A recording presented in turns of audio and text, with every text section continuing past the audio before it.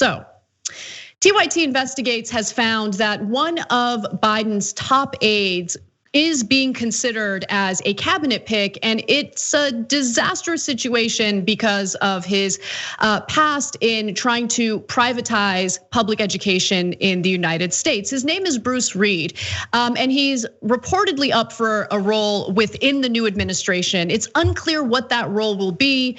There's already been some backlash to these rumors, but again, he is someone who has tried to privatize public education.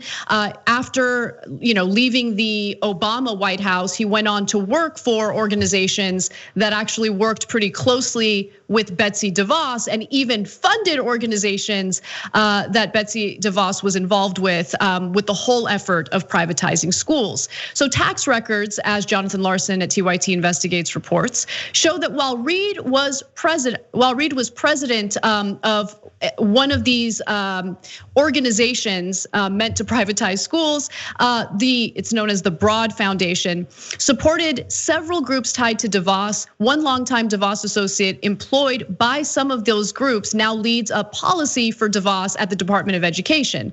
The Broad Foundation has drawn scrutiny for its attempts to reshape public education in its hometown of Los Angeles. Broad and his foundation directly and indirectly backed political candidates favorable to his agenda, and he has trained superintendents and others to run public schools around the country his way or to shut them down. Now, Reed has been an outspoken proponent of charter schools for decades, championing their rise inside the Clinton White House, where he led the Domestic Policy Council. But although Reed has publicly drawn the line at for-profit charter schools and vouchers, the Broad Foundation funded organizations that supported both. So it gives you a sense of where his priorities have been and what kind of work he did when he wasn't working for the government. And look, the DeVos name is a shiny one that we're all familiar with. But this group that Reed led also worked with tons of Republicans in different contexts, all to do charter schools and privatize education. So another group they worked with was called Foundation for Excellence in Education, and it was led by Jeb Bush. Please clap. And Jeb Bush also had, you're never gonna guess this, who he had on the board, Betsy DeVos. So it keeps coming back to the same characters. And Reed's group gave a ton of money to Jeb Bush's group. And because they agree this education should be privatized. Look, and to be fair to Bruce Reed, this is establishment Democrat 101. Arnie Duncan, the education secretary for Obama, is also in favor of charter schools and is mentioned in a lot of these same groups. Then you've got Mike Bloomberg, Bill Gates, the Walton family. So this is establishment Republicans and establishment Democrats working together to privatize your schools. Now, has that worked out? Well, look, it's a mixed bag. If you're rich, it's worked out great. You have wonderful private schools and you don't have to deal with the rest of us. If you're the rest of America, it has worked out disastrously. Public schools in California went from near the top in the country and in the world. And then after we cut the tax base for them and began to privatize schools, where the Broad Foundation is, it's in Los Angeles, California.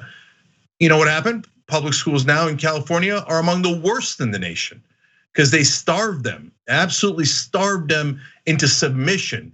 And then ironically, they then turn around and say, well, now you see, you need more private schools. Where we, by the way, our friends, we didn't do it because of that.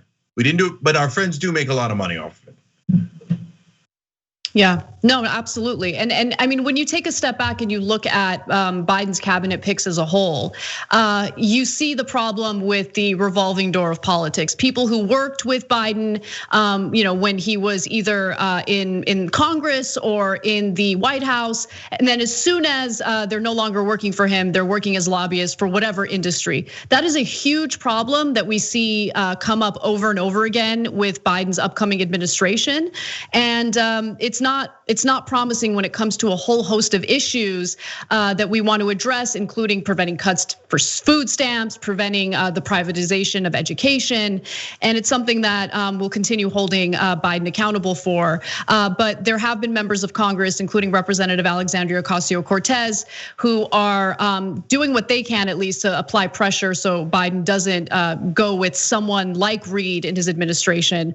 But as we've seen from other picks that have been confirmed, he seems to be unwilling to listen to those critiques and very much willing to do favors for people who have either helped him in the past in his political career or helped him win this election.